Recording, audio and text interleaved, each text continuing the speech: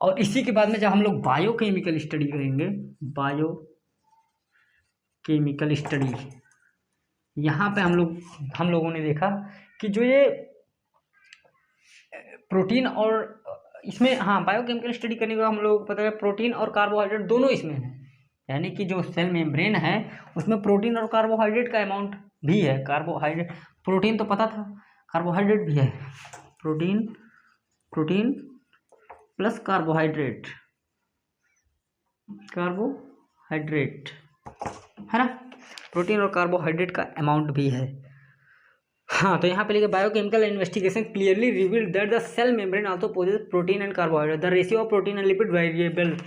ये biochemical study कहती है प्रोटीन और लिपिड की जो, प्रोटीन और लिपिड का जो अमाउंट है, प्रोटीन प्लस लिपिड का अमाउंट वेरी करता है सेल टू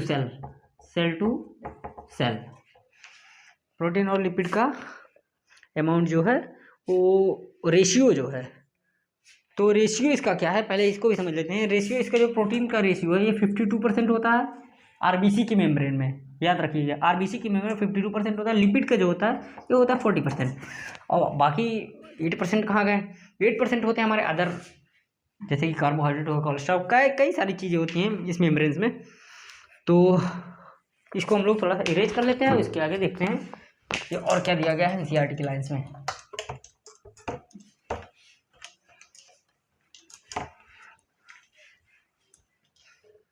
हाँ, तो हम लोगों ने पढ़ा था the ratio of protein and lipid vary considerably in different cell types, vary करता है सेल टू सेल।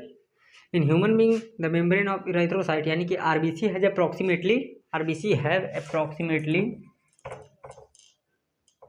प्रोटीन जो होती है, प्रोटीन 52% होती है, लिपिड जो है 48% होती है, सॉरी लिपिड 52% ये होती है, लिपिड 40%, प्रोटीन 52%, 8% होती हैं अदर्स। और depending on the ease of extraction, हमारा अगर ये सेल मेम्ब्रेन है जिसमें ये लगे हैं हमारे फॉस्फोलिपिड्स,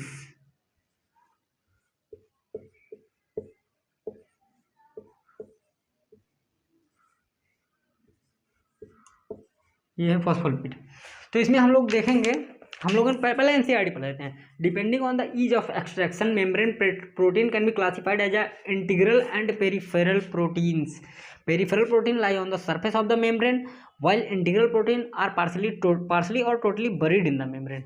ये कह रहा है इसमें होती हैं कुछ प्रोटीन्स, कुछ पार्सली यानी कि कुछ आधा इसमें जमी हुई होती हैं, और कुछ पूरा धसी हुई होती हैं, और कुछ जो है मतलब यही सरफेस तक ही रह जाती हैं। तो जो सरफेस तक रह जाती हैं उनको कहते हैं पेरिफेरल, और जो अंदर तक गई हैं इनको कहते हैं इंटीग्रल। देखिए यहाँ पे दो तरीके से हैं, इंटीग्रल होती हैं एक पार्सली बरीड, मतलब ये जो प्रोटीन होती हैं पार्सली भी मतलब पेरिफेरल होती हैं, पेरिफेरल, और होती हैं इंटीग्रल दो तरीके की हो सकती हैं। इंटीग्रल का मतलब एक हो सकती हैं ये पार्सली बरीड, और एक हो सकती हैं पार्सली बरीड मतलब आधा अंदर गई हुई हैं, जैसे कि ये वाली प्रोटीन आधा अंदर गई है, और एक होती है टोटल बरीड, यानी कि ये पूरा देखिए अंदर गई है, टोटल बरीड।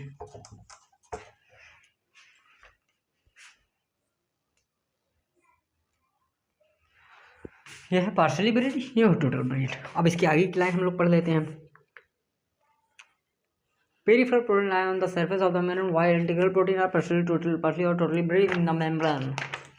हाँ, इसके बाद में आता है improved model of structure of cell membrane was proposed by Singer and Nicolson. इसके बाद में आता है इम्प्रूव्ड मॉडल आता है, वो भी लेके आते हैं improved model of cell membrane.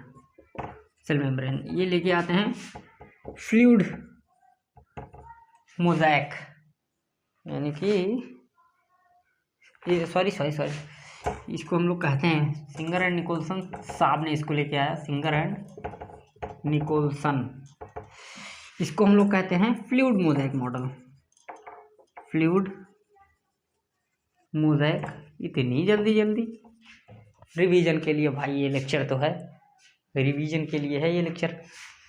तो हम कह रहे थे कि ये केमिकल स्टडी, बायोकेमिकल स्टडी होने के बाद में आता है हमारे पास एक इम्प्रूव्ड मॉडल, जिसे हम लोग कहते हैं फ्लूइड मोज़ेक मॉडल। वो किसने दिया था?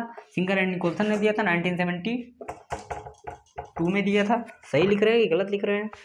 1972 में ही दिया था।